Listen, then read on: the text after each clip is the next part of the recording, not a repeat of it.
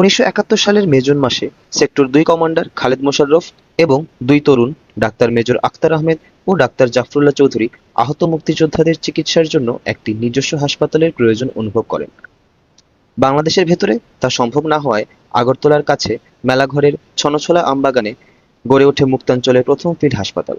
বাঁশ ও ছন দিয়ে তৈরি ৪৮ শয্যার এই হাসপাতালে আধুনিক যন্ত্রপাতি বা পর্যাপ্ত ঔষধ ছিল না।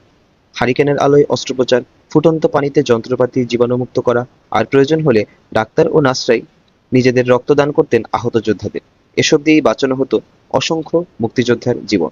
এছাড়াও আরও যেসব ডাক্তারগণের অবদানের কথা না বললেই নয়, তাদের মধ্যে আছেন ডাক্তার সাজিদ আনোয়ার, ডাক্তার গোলাম মোস্তফা, অধ্যাপক ডাক্তার মোহাম্মদ ফজল রাব্বি এবং অধ্যাপক ডাক্তার আব্দুল আলিম চৌধুরী।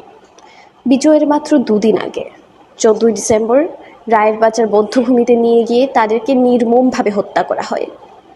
সিলেটে ডাক্তার শামসুদ্দিন আহমেদ 9ই এপ্রিল পাকিস্তানি আর্মি হাসপাতালে ঢুকে রোগীদের সামনেই এই মহান চিকিৎসক এবং তার সহকারীদের নির্মমভাবে গুলি করে হত্যা করে।